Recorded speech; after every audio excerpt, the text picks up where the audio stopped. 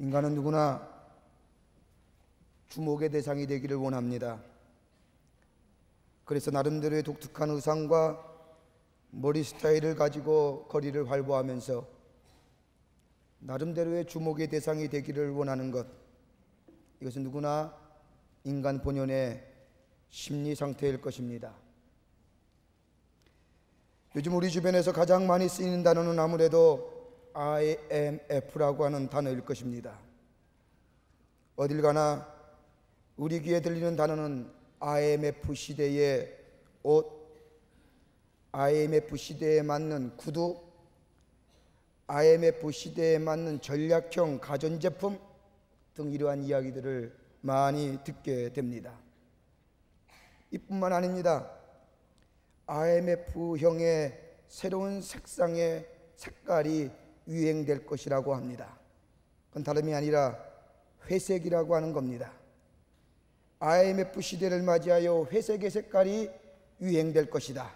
그건 다름이 아니라 때가 덜 타며 모든 옷에 맞는 색깔이며, 그래서 이 IMF를 당하고 있는 우리나라 사람들이 올해는 회색을 가장 많이 입게 될 것이라고 하는 패션 디자이너의 이야기를 들은 적이 있습니다. 그러나 IMF는 인간의 외형적인 모습뿐만 아니라 인간의 내면적인 모습까지도 바꾸어 놓은 것을 알 수가 있습니다. 사회심리학자의 견해에 따르면 이전의 시대보다 더 많은 사람들이 IMF로 인하여 심각한 위기의식과 우울증으로 고생한다는 통계를 한 적이 있습니다. 인지요법의 심리학자인 번지라고 하는 교수의 견해를 따르면 위기에 빠진 사람은 종종 우울증에 빠지고 심한 경우 자살로 이어지는데, 이러한 일련의 행동은 비합리적인 사고와 왜곡된 인지의 세계의 결과라고 말합니다. 심한 우울증과 자책, 그래서 자살로 이어지는 비합리적인 사고와 왜곡된 인지의 세계는 4가지의 유형으로 나타난다고 합니다. 첫째는 인정의 중독입니다. 나는 다른 사람으로부터 인정을 받아야 한다. 만일 어떤 사람이 나를 비판한다면 그것은 나에게 어떠한 잘못이 있기 때문이다라고 잘못된 인정의 세계 속에 사는 사람들, 이러한 사람은 우울증과 더 나아가 이러한 것이 그의 삶 속에 만족을 주지 못할 때에 불행한 삶으로 인생을 마감하는 것을 알 수가 있습니다. 두 번째는 사랑의 중독입니다. 이 사랑의 중독은 주로 여성이 많이 걸리는 경우라고 합니다. 이것은 내가 괜찮은 사람이라면 다른 사람에게 사랑을 받아야 한다고 하는 전제를 가지고 삽니다. 그러기에 그들은 끊임없이 다른 사람들의 관심과 주의를 요구하면서 사는 사람의 형태를 말합니다. 다른 사람이 관심을 보이지 아니하면 혼자 있을 때는 외롭고 슬프고 그리고 비참한 기분을 느낍니다. 이러한 사람은 혼자서 무엇을 하지 못하고 언제나 다른 사람에게 의존되어 있습니다. 세 번째는 업적의 중독입니다. 이러한 사람들은 한 사람으로서의 나의 가치는 내가 이룩한 업적에 비례한다고 하면서 이 유형의 사람은 끊임없이 업적을 쌓으려고 합니다. 일의 중독에 빠져 삽니다. 언제나 다른 사람들과 경쟁하며 성공하려고 합니다. 이러한 사람들이 실직을 당하거나 병에 걸리면 참지 못하고 스스로 목숨을 끊거나 종국에는 정신적인 질병으로 일생을 고생하는 것을 볼 수가 있습니다. 네 번째는 완벽주의입니다. 내가 완벽하게 일을 처리하지 아니하면 실패한 것이다. 모든 일을 완벽하게 처리하려고 합니다. 그렇지 못할 경우 비참한 기분을 느끼며 종국에는 자기의 삶에 대해서 원망과 한탄을 하며 불행한 삶으로 인생을 마감합니다. 이러한 일련의 병적인 요소들은 우리로 하여금 질병에 들어 사람을 황폐케 하는 요인들입니다. 다름이 아니라 이것의 주된 요인은 내가 다른 사람으로부터 주목의 대상이 될 수 없다고 하는 불안한 요인들로부터 나오는 것입니다. 인간은 누구나 다른 사람으로부터 주목의 대상이 되기를 원합니다. 그렇지 못할 경우 그 인생은 실패한 인생이요 비참한 인생이라고 세상의 가치 기준은 정의합니다마는, 오늘 성경은 우리에게 주목을 받는 사람이 어떠한 사람인가를 색다른 기준을 제시해 주고 있습니다. 오늘 읽은 성경 말씀은 어떤 사람이 주목을 받는가에 대하여 새로운 가치관과 기준을 제시해 주는데, 오늘 말씀의 내용은 이러합니다. 다윗이 왕위에 오르기 전 42년 전에 사사의 시대가 막을 내리고 왕이 다스리는 시대가 됩니다. 엘리 제사장이 다스리던 이스라엘 시대는 종교의 일치를 가져왔던 시대입니다. 그러나 이러한 정치지대에 만족을 하지 못한 이스라엘 백성은 이웃의 열방의 나라처럼 왕이 다스리는 나라를 원했습니다. 그래서 하나님이 사무엘을 통하여 세운 임금이 사울왕입니다. 사울은 처음에는 하나님을 잘 섬기는 임금이었습니다. 그러나 시간이 흐르면 흐를수록 사울왕의 모습은 변질되어 갔습니다. 교만해졌습니다. 제멋대로 행하였습니다. 신경질적이 되어 왔습니다. 과대망상으로 사로잡혀 자기 마음대로 나라를 다스려 갔습니다. 이러한 시기에 하나님은 나이 먹은 늙은 제사장이었던 사무엘을 향하여서 이렇게 얘기합니다. 내가 사울을 보려노라. 너는 새로운 사람에게 왕으로서 기름 부을 준비를 하라. 너는 지금 이제 떠나서 이새의 집으로 가거라. 이 말씀을 듣는 사무엘은 두렵고 무거운 마음을 가지고 이새의 집으로 향합니다. 이새의 집에 도착한 사무엘은 이새의 가족들과 함께 하나님 앞에 예배를 드립니다. 그리고 사무엘은 이렇게 말합니다. 내가 너희 중 이스라엘의 왕을 삼으려고 기름 부으러 왔노라. 너의 자녀들을 내게 보이라. 그리하면 하나님께서 나에게 기름 부음 받을 자를 택할 것입니다. 정결한 모습으로 준비한 이새의 아들들이 선지자 사무엘 앞을 지나갑니다. 오늘 본문의 말씀을 보면 엘리압이 지나갑니다. 아비나답이 지나갑니다. 삼마가 지나갑니다. 7명의 아들이 차례대로 사무엘 선지자 앞을 지나가지만은 하나님은 사무엘에게 아무런 말씀을 하지 않으셨습니다. 그러면서 하나님은 사무엘에게 이렇게 말씀하십니다. 오늘 본문 말씀 7절의 말씀을 보면 너는 용모와 신장을 보지 말라. 나는 보는 것은 사람과 같지 아니하니 사람은 외모를 보거니와 나 여호와는 중심을 보느니라. 이새의 아들 7이 다 지나갔음에도 불구하고 하나님은 사무엘에게 아무런 말씀을 하지 않으셨습니다. 사무엘이 이새에게 묻습니다. 여기에 있는 아들들이 당신의 모든 아들들입니까? 이새가 말합니다. 아닙니다. 아직 하나가 남아있는데 그 아이는 들에서 양을 치는 아이입니다. 사무엘은 이새에게 그를 데려오라고 말합니다. 이새가 다윗을 데려오자 사무엘은 놀랐습니다. 그의 눈이 빼어나고 오늘 본문의 말씀은 얼굴이 아름답고 얼굴에서 빛이 나고 있었습니다. 그때 하나님께서 사무엘에게 말씀하십니다. 그에게 기름을 부으라. 사무엘이 이새의 마지막 아들인 다윗에게 기름을 부으니 하나님의 신이 다윗에게 충만하더라고 기록하고 있습니다. 이것이 오늘 읽은 성경 본문의 말씀의 내용입니다. 오늘 이 아침 저는 다윗의 이야기를 하려는 것이 아닙니다. 다윗의 기름 부음 받은 과정 속에서 하나님은 어떻게 다윗을 택하셨고 어떻게 이스라엘 역사 속에 하나님의 역사를 행하셨는가, 하나님의 오묘한 진리와 섭리를 오늘 이 본문의 말씀을 통하여 몇 가지로 나누고 영적인 은혜를 나누고자 합니다.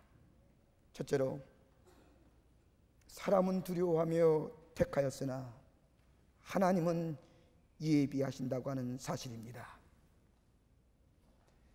사무엘상 16장 1절과 3절의 말씀을 보면 우린 두 가지의 두려움을 발견하게 됩니다. 하나는 이스라엘 백성이 가졌던 민족적인 두려움입니다.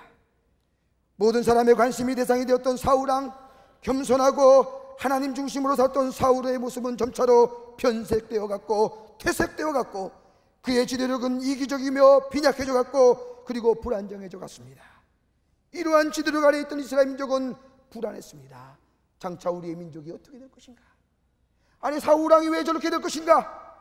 하나님이 택하신 왕 왜 저렇게 변질되어 가느냐 하는 두려움 가운데 이스라엘 민족은 살고 있었습니다.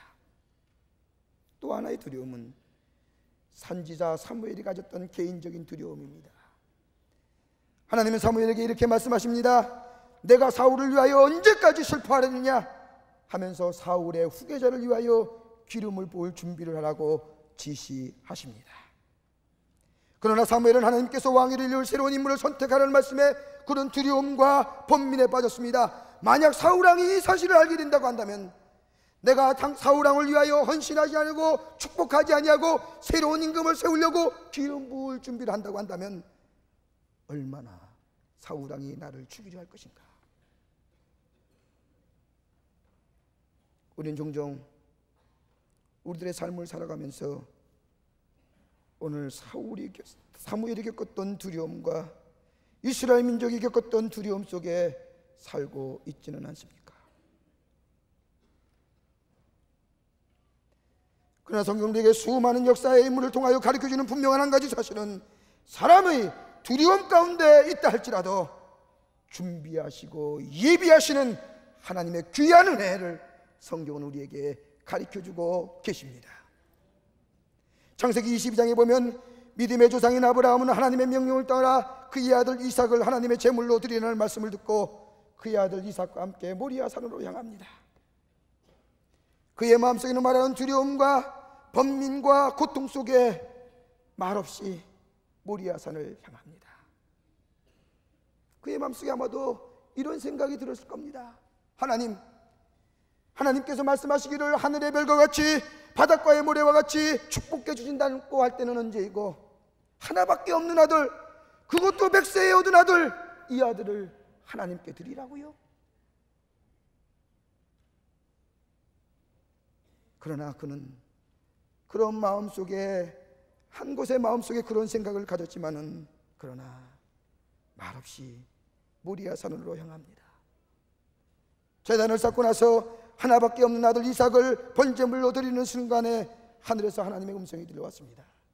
아브라함아, 아브라함아, 그 아이에게 손을 대지 말라. 아무 일도 그에게 하지 말라. 내 아들 내 독자라도 내가 아끼지 아니하였으니 내가 이제야 나 여호와 하나님을 경외한 줄을 아노라.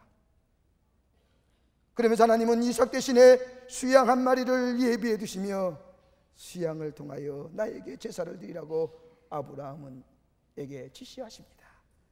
아브라함은 수양을 잡아서 하나님 앞에 제사하면서 그의 신앙의 고백을 합니다.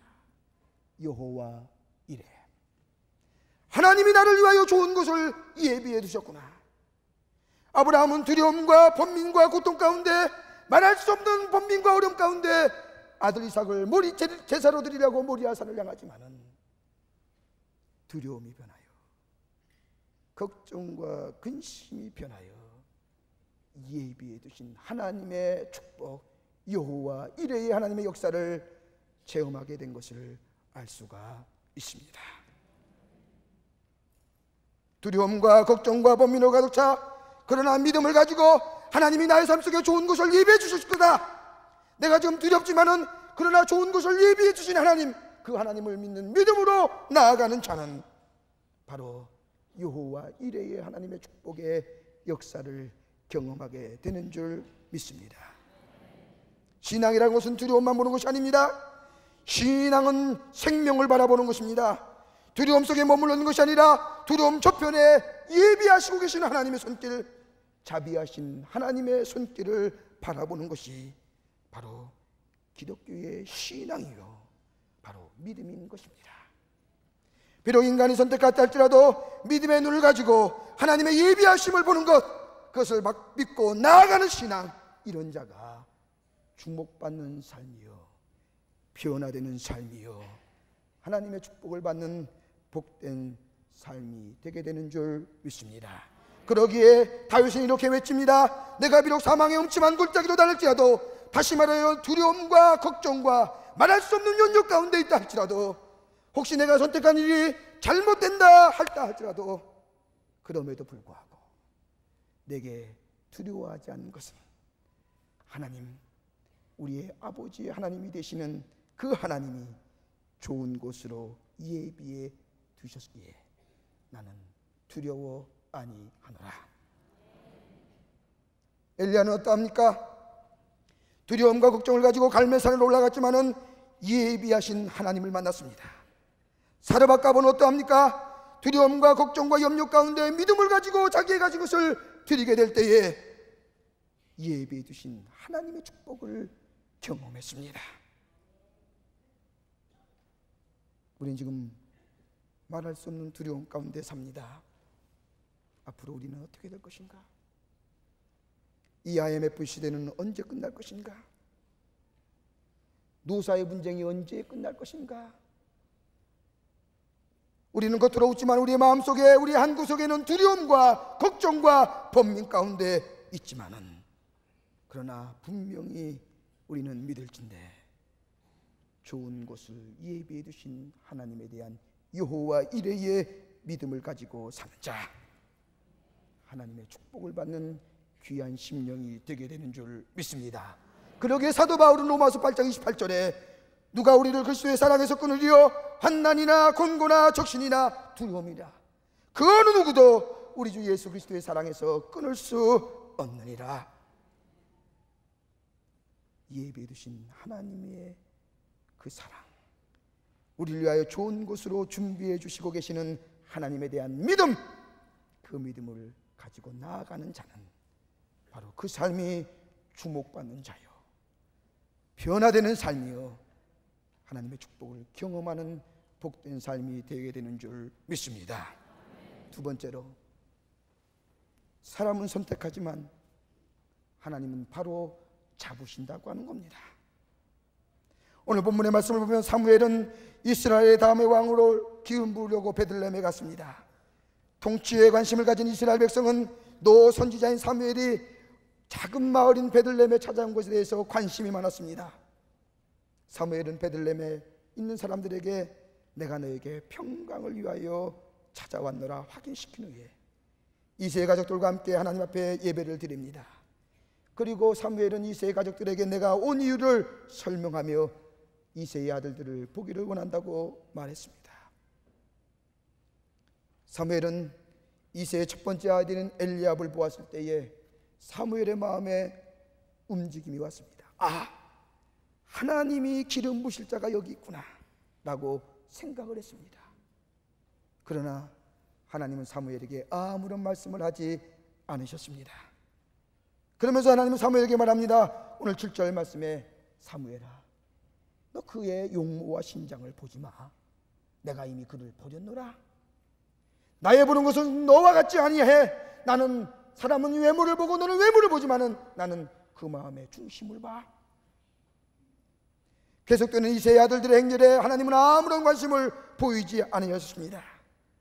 사람의 선택은 외모를 보고 선택하고 사람의 배경이나 환경이나 가진 것을 보고 사람은 주목하지만 하나님은, 하나님이 주목하는 사람은 그 마음의 중심을 보신다고 하는 사실입니다. 다윗만큼이나 하나님에게 칭찬받은 사람은 없습니다. 하나님은 다윗을 향하여 걔는, 그 사람은 내 마음에 맞는 사람이라고 성경에 기록하고 있습니다. 그의 모습은 여러 가지 표현으로 묘사됩니다. 이새의 가장 어린 아들, 베들레헴의 양치기, 거인 골리앗을 죽인 자, 10대에 뽑힌 왕, 시편의 기자, 사울왕의 개인 음악가, 요나단에 가까운 친구, 처음에는 도망자였으나 나중에는 이스라엘 왕이 된 사람. 그러나 개인적으로는 영광의 승리자였으나 다윗은 엄청난 비극의 주인공이었습니다. 천부적인 재능을 가진 사람이었으나 그 마음은 인간에 불과한 사람이었습니다. 싸움은 강한 자였으나 가정에서는 약한 자였습니다. 그러기에 다윗은 평생 동안 하나님의 전을 지키를 원했으나 네 손에 피가 묻어 있어. 그러기에 너는 안 돼. 하나님의 성전을 짓기를 원했으나 하나님의 성전을 짓지 못한 자 다윗입니다. 인간의 눈으로 볼 때는 정말로 저런 사람이 하나님의 기름을 부름받아 하나님의 종이 되었나 싶을 정도로 한 인간에 불과했던 다윗.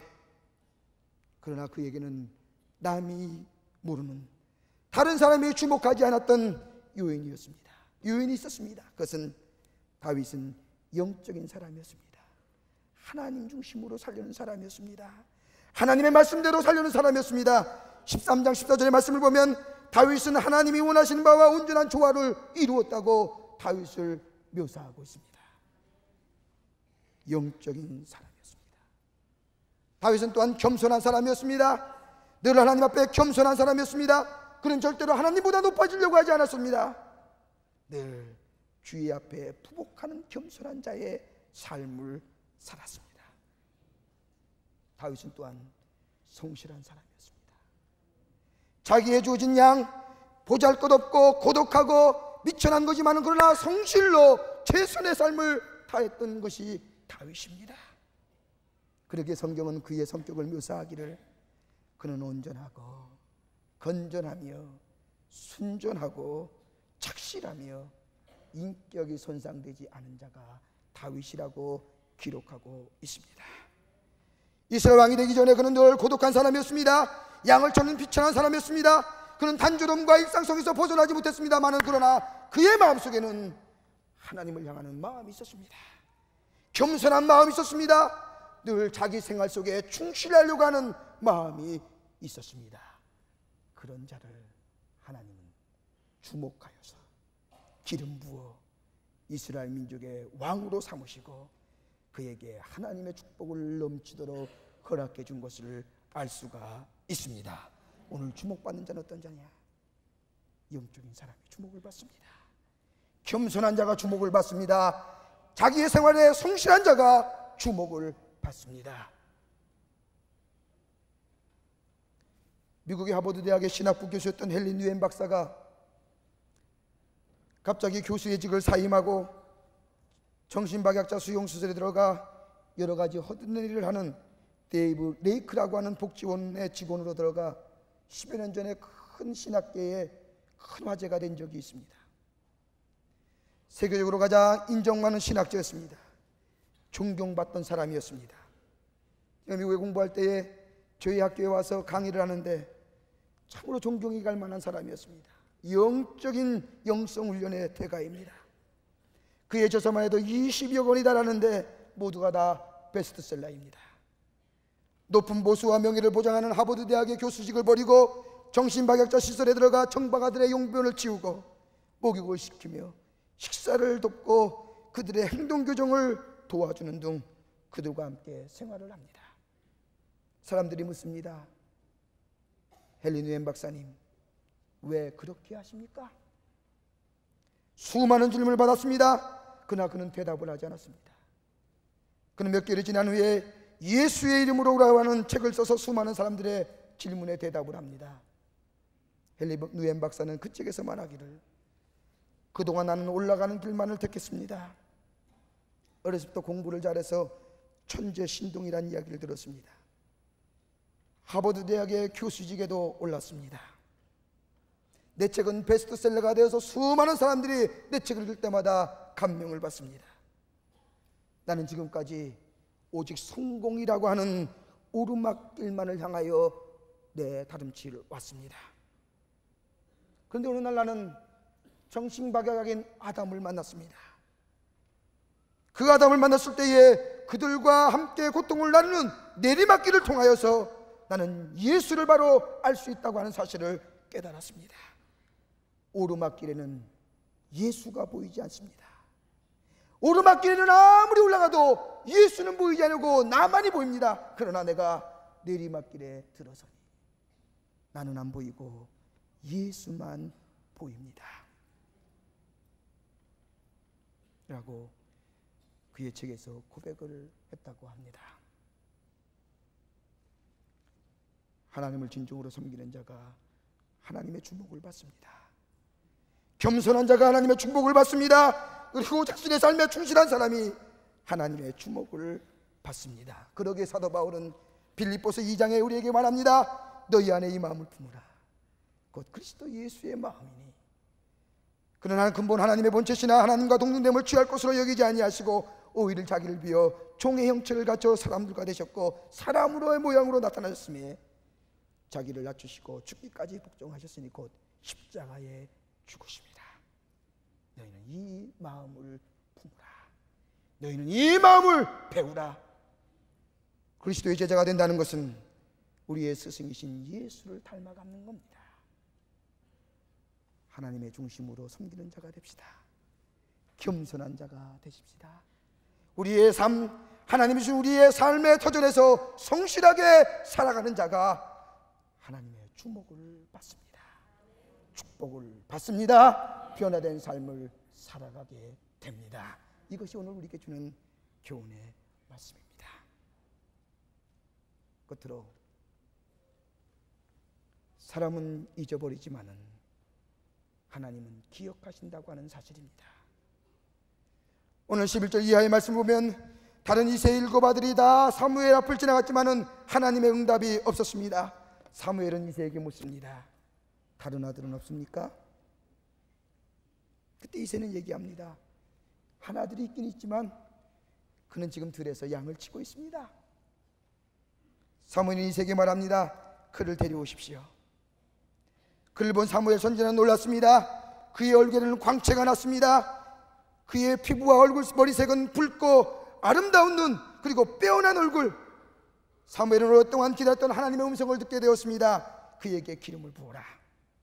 사무엘이 다윗에게 기름을 붓자 하나님의 신이 크게 감동한지라고 오늘 본문은 기록하고 있습니다. 어떤 구약의 성서주석가는 얘기합니다. 아마도 다윗의 아버지 이새는 자녀들을 똑같이 인정하지 않냐고 차별을 두는 거 사람이 없는 것 같다.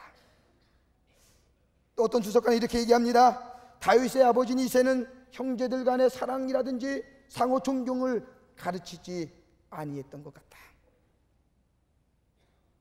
그러나 분명한 사실은 세상의 사람은 잊어버린 바 되었지만은 하나님 중심으로 겸손하게 성실하게 자기 삶에 충실하게 살아가는 삶, 다윗과 같이 하나님은 기억하시고 부르셔서 하나님의 위대한 사람으로 만든다고 하는 사실을 오늘 본문 우리에게 말씀하고 계십니다. 우리 하나님은 신실하신 하나님이십니다. 믿음을 가지고 기다리는 자, 이러한 사람이 하나님의 주목을 받습니다. 조급함으로 하나님의 축복을 간구하기보다는 신실한 믿음으로 좋은 것을 예비해 주시는 하나님, 우리에게 주시는 하나님, 약속을 의심하지 않고 기다리는 자에게 하나님의 축복이 임할 뿐만 아니라 그런 자가 하나님의 주목을 받습니다. 기다림은 무엇을 말합니까? 그것은 믿음이 있다는 겁니다. 기다림이라고 하는 것은 소망이 있다는 겁니다. 기다림이라는 것은 하나님의 사랑에 대한 확신이 있다고 하는 사실입니다. 다윗은 기름 부음 받은 지 20여 년이 지난 후에 이스라엘 왕이 되었습니다. 모세는 40년의 시간이 지난 후에 이스라엘 민족의 지도자가 되었습니다. 야곱은 14년이 지난 후에 자기의 사랑하는 아내 라헬을 얻었습니다. 사람은 잊어버리지만은, 사람의 연수로는 더디 이루어지는 것 같지만은, 사람의 계산으로는 안 이루어지는 것 같지만은, 그러나 신실하신 우리 하나님은 잊지 아니하시고 그것을 이루시는 분이심을 우리는 분명히 믿어야 될 줄 믿습니다. 미국의 어떤 가정에서 있었던 일입니다. 한 손자가 오랫동안 기다렸던 할아버지를 만나게 되었습니다. 손자의 할아버지는 오랫동안 군대에 일하시다가 정년으로 퇴임한 장군님이었습니다. 할아버지를 만난다는 기쁨에 이 소녀는 만날 시간만 기다리고 있었습니다. 드디어 시간이 되었습니다. 비행기를 타시고 트랩을 내리시는 할아버지의 모습을 볼 때 이 손자는 너무너무 기뻤습니다. 할아버지가 너무너무 멋있어. 그러면서 빨칵 할아버지한테 뛰어가고 할아버지를 품에 안았습니다. 그리고 이 손자는 할아버지에게 말합니다. 할아버지, 할아버지께서는 예수님을 아시죠? 할아버지는 이 손자의 이러한 질문을 받고 할아버지는 한참 망설이다가 이렇게 대답을 합니다. 글쎄 얘야, 내가 예수님을 알고 있다고는 말하기가 왠지 어렵구나. 이 말 들은 손자는 이렇게 말합니다. 할아버지, 걱정하지 마세요. 할아버지 이제 금방 아시게 될 겁니다. 왜냐하면 우리들은 매일같이 할아버지를 위해서 기도하거든요. 그러나 이 손자가 이야기했던 금방이라고 하는 시간은 42년이 지난 후에 이 할아버지는 예수를 영접하고 예수를 믿었다고 하는 이야기가 있습니다. 신실하신 하나님, 사람은 잊어버린 바 된다 할지라도 우리 하나님은 신실하셔서 우리의 삶을 인도하실 뿐만 아니라, 비록 우리의 삶이 지금은 어렵다 할지라도 내가 너의 삶을 축복해 주겠노라고 하는 약속의 말씀을 잊지 아니하시고 우리에게 하나님의 축복을 허락해 주시는 하나님이 바로 우리가 믿는 하나님이신 것입니다. 사랑하는 성도 여러분, 비록 지금 여러분의 삶이 어렵다 할지라도, 혹은 남이 주목하지 않는다 할지라도 너무 조급해하지 마십시다. 내가 왜 다른 사람에게 인정을 받지 못하느냐? 왜 내가 다른 사람에게 주목을 받지 못하느냐? 아니 왜 내 기도를 이루어지지 않느냐? 하면서 조급함으로 성급하게 살아가지 마십시다. 성경은 우리에게 말합니다. 신실하신 하나님, 너희를 위하여 좋은 것을 예비해 두신 하나님, 그러기에 내가 하나님 중심으로 겸손하게 성실하게 살아갈 때에 하나님은 잊지 아니하시고 우리에게 축복을 허락하여 주시되 넘치는 하나님의 축복으로 함께 주신다고 오늘 우리에게 약속해 주시고 계십니다. 하나님의 사람이 잘못된 선택으로 실패했다 할지라도 하나님의 계획은 변치 아니하십니다. 하나님의 사람이 변한다 할지라도 하나님의 계획은 변함이 없으십니다. 이 어려운 시대에 이 신실하신 하나님을 믿고 의지하며 우리의 삶 속에 하나님 중심으로 겸손하게 그리고 성실하게 살아가 우리의 삶이 변화되어 하나님의 축복을 넘치도록 받아 누리시는 여러분들의 삶이 되시기를 주의 이름으로 간절히 축원합니다. 기도하시겠습니다. 사랑과 은혜가 충만하신 여호와 하나님 아버지, 저희들의 삶을 인도하시고 지켜보호하여 주시옵소서. 우리가 주목받지 못한다고 조급해하지 않게 하시고, 왜 하나님의 기도가 우리의 기도가 왜 하나님 앞에 응답되지 않느냐 조급해하지 않게 하시고, 신실하신 하나님, 우리를 위하여 좋은 곳으로 예비해 주시는 하나님을 믿는 믿음으로 우리의 삶 속에 하나님 중심으로 겸손하게 성실하게 살아가 하나님의 축복을 받는 저희들의 귀한 심령이 되게 하여 주시옵소서. 두려움이 온다 할지라도, 걱정과 고민과 번민이 우리 가운데 찾아온다 할지라도 여호와 하나님을 의지하는 믿음을 가지고 승리하는 저희들의 삶이 되게 하여 주시옵소서. 도우시는 성령이, 좋으신 하나님의 손길이 우리와 함께 늘 계실 줄 믿사옵고 예수님의 이름으로 간절히 기도하옵나이다. 아멘.